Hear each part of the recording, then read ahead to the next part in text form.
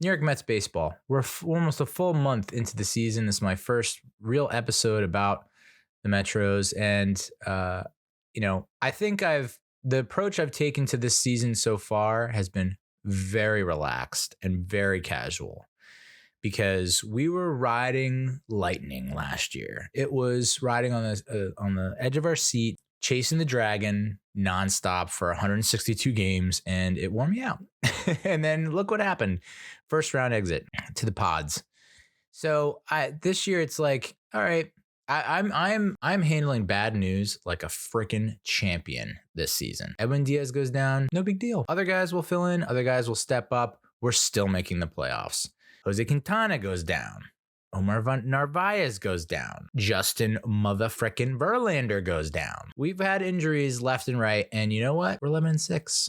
Second in the NL East. I'm not worried. What, me worry? I know that's an outdated reference. Alfred E. Newman, Mad Magazine, which I used to read when I was 11 or 12. But I got to tell you, it feels great.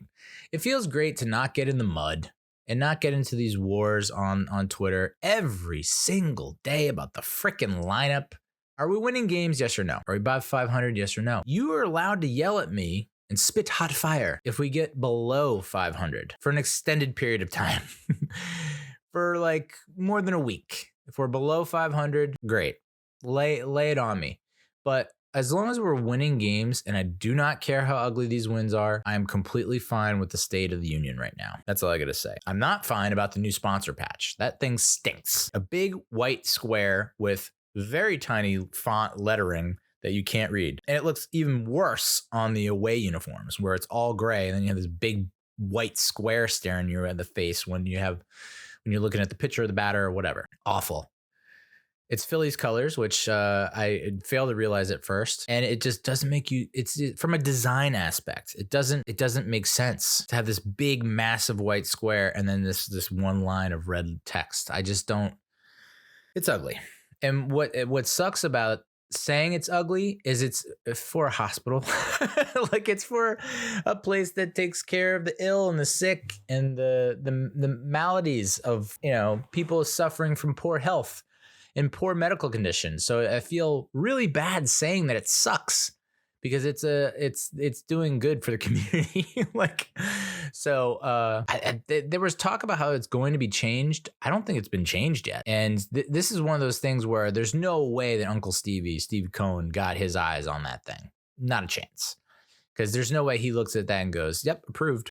This is something that just like flew under the radar and it needs to be addressed. Like, I don't know that I've seen a ton of sponsor patches that look that great or that blend in nicely. I will say the Padres series, I did like, even though the Padres, people have their thoughts about the brown and the yellow, the mud and the mustard, as Gary Cohen said on the broadcast. That Motorola patch kind of looks all right on the uniform.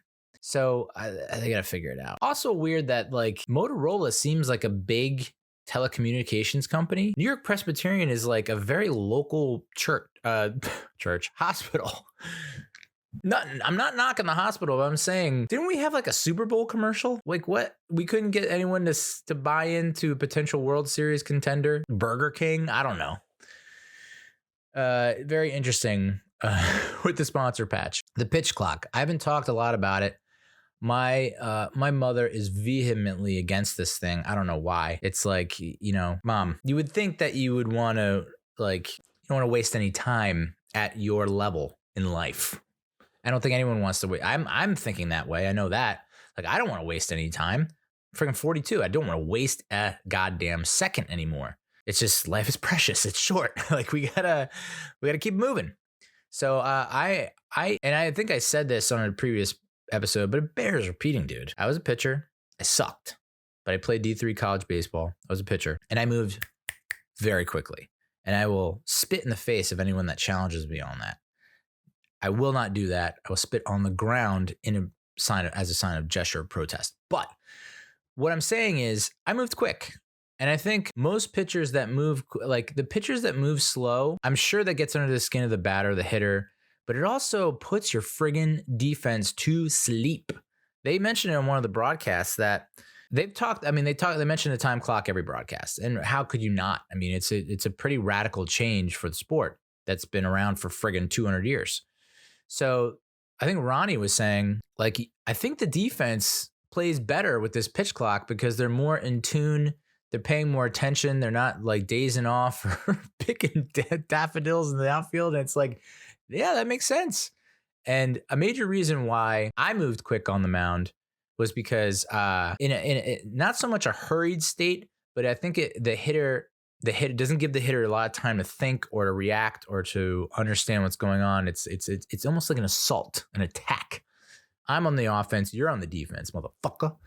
And so it was also because I want to forget that horrific last pitch I just threw. It's just like, all right, that stunk. Let's just, it's an immediate reset as opposed to football where it's like, you got to run to the sideline, get the play, got to wait for the play to come in, you signal, and you're just like, you're thinking like, I can't believe I threw that. I can't believe that wasn't picked, It's just baseball. I get the ball, I get back on the rubber, I look for the side, and I go.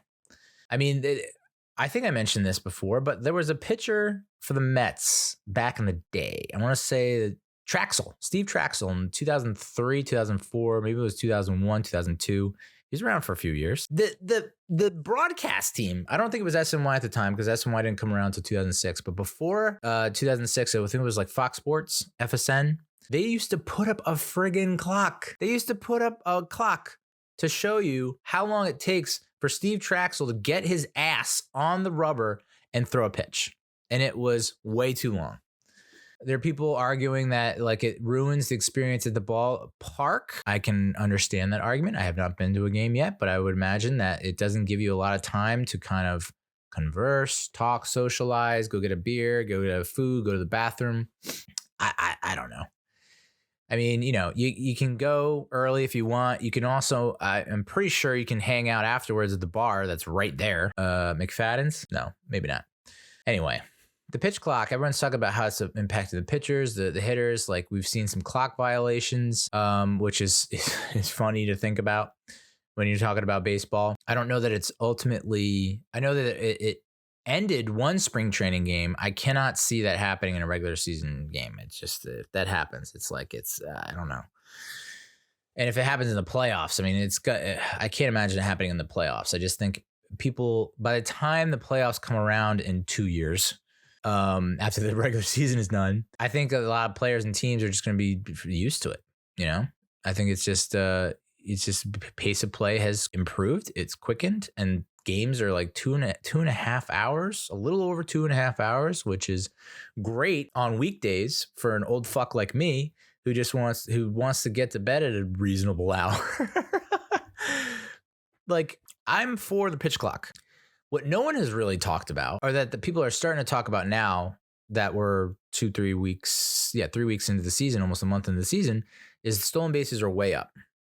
So while we're bitching and complaining or, trying to imagine how this impacts or affects pitchers and hitters and umpires and blah, blah, blah, how about catchers, dude? If you're a catcher and you're known for your arm and you're known for throwing out base runners, and that's a major reason why you're on a Major League Baseball ball club, and dudes are swiping bases left and right because there's not only a pitch clock, there's also this other rule where you can only throw over twice. So if you throw over twice, I mean, I watched a base runner the other day who literally took like 2 or 3 big hops. And I was like, why even taking hops, dude? Just friggin' take off. Like, these guys are getting huge running starts. Stolen bases are way up. And yes, it makes the game a lot more exciting, for sure. I think you're seeing, I don't know about the offensive output. I want to say that batting average was down around the league. I know batting average was down for the Mets early on in the season, the first week or two. But it's got to stink for catchers. I think that's the forgotten position because, they just have no shot, no chance. Once they've thrown over twice or once there's a pitch clock, like the pitcher has to get rid of it before 0. So if you time that right and you're going like, boom, you're gone at 1, right as you see that 1, the light, the tippity top light flicker on the 1 to go to 0, you're gone. And that's why like, the success rate I heard on We Gotta Believe was something like 82%, which even that feels low. It feels like I can't believe it's not above 90% at this point.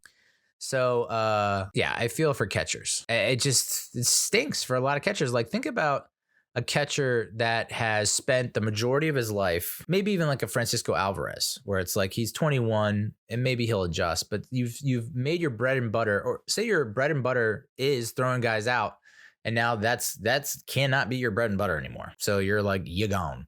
And then talk about like a guy that has spent high school, college, post college, minor leagues, throwing guys out. You're just not getting elevated, dude. Like, you're not, like, that's no longer going to be a part of the game. It feels like that I get it. Stolen bases were way down. No one's stealing bases anymore.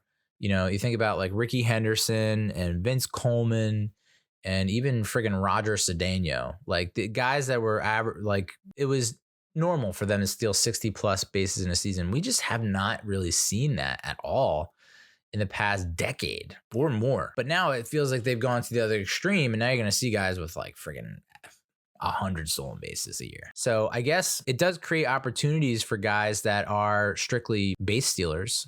I mean, who do we have? That dude last year? It was that small guy. It was like he never gets an at bat. He just steals bases. He's got to be a hot commodity at this point. He's got to be like, we're gonna offer you $20 million a year.